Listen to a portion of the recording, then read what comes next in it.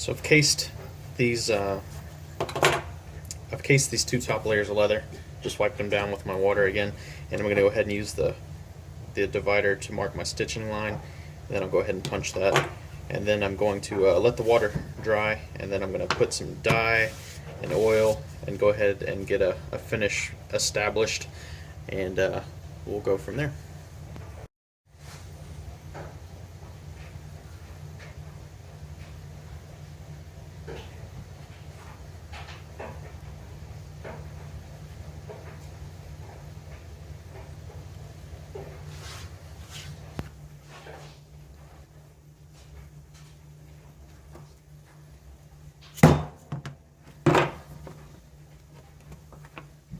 Now I'm going to go ahead and use my neatsfoot oil, and I'm going to put maybe 3 coats on these, and then from there I'll plan to cement and sew the thongs in the rear. So we'll go ahead and do the neatsfoot oil on these.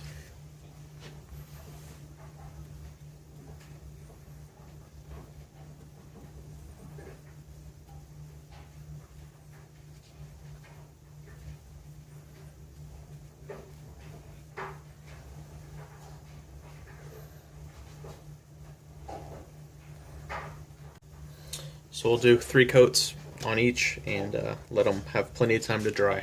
So we've got the oiling done, and the next step, I plan to wet the ends of the thongs. Also remember where you put your touch mark and where you want to place, because this is when you're actually going to be placing them finally.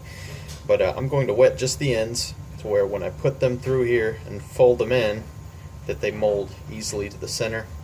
And so I'll wet it. I'll let the wetness sit for a moment, cement both the end of the thong and then this whole section between here, and then once they've dried to a tackiness, I'll bend them together, cement them down, and then clamp it and let it sit for quite a while to get some good strength. So I may go ahead and wet these and mold them where I want them to be, and then after the most of the moisture is gone, I'll go ahead and cement them in. So let's see how that goes.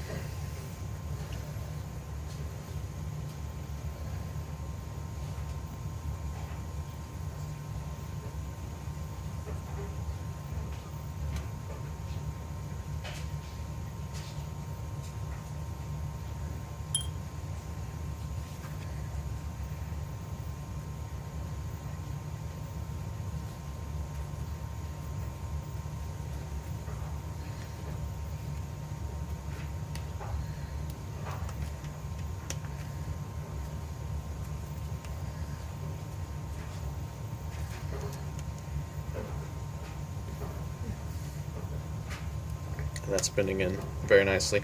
This is going to cement very well, I think. So I don't know if wetting them will make a slight difference, make it sit flatter, and maybe the arch of the thongs will be in a little bit better spot because of that. So I'm bending these at 90 degrees as much as I can, and it's not going to hold, but it'll help keep the straps from actually fighting me as they dry and clamp. So we'll go ahead and get these cemented. And I use a bunch of little scraps of leather between my clamps and the shoes themselves. Keeps the clamp from marring the leather.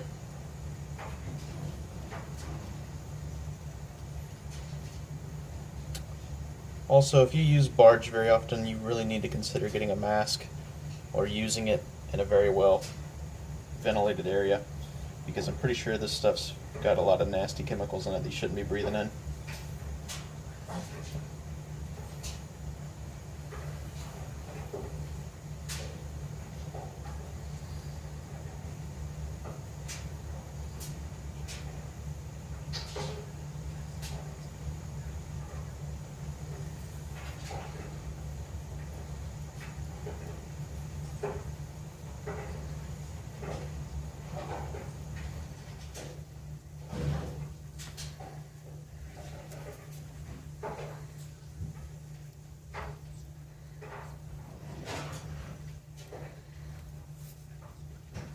And I'll give these about 10 minutes or so to lose their tackiness, and then I'll clamp them on.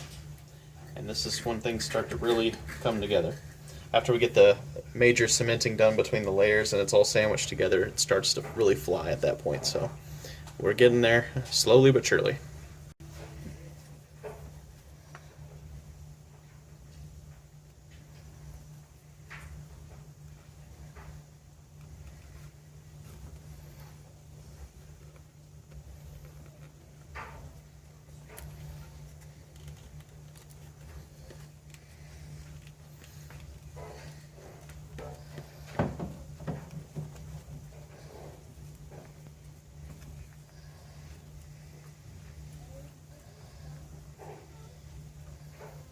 And after this cement sets up, we will need to hammer the glue joints as well. So give this some time to dry, then I'll come back through and give it a few strikes as well. Some longer clamps would be nice, but do what you gotta do. Alright, so the cement has had time to set up, and I've given it a few good whacks with my mallet to really secure it. And I'm going to go ahead and put a few coats of dye on the tops of these before I do my sewing right here. Probably would have been easier to have dyed this and then cemented the strap.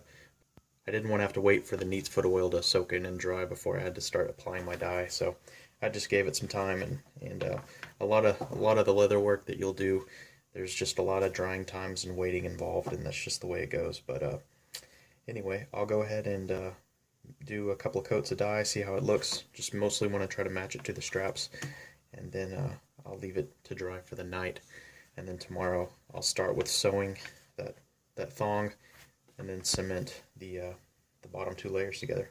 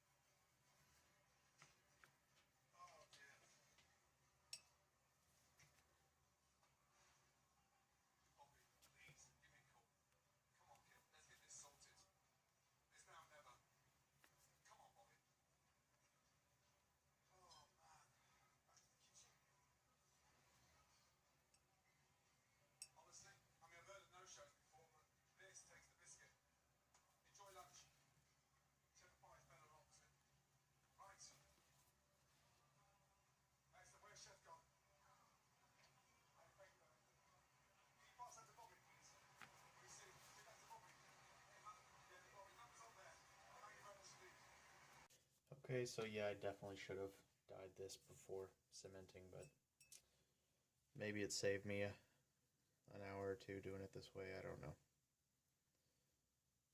Too late to change it now. It helps when you do this, 20 times or 30 times in a row, rather than doing it once every few weeks and then trying to remember the most efficient way to do every single step when there's clearly 50 steps to remember. So just do your best and make notes and try to do better the next time. So anyway, I'll go back over this a couple times and we'll be done for the night. So it's time to sew.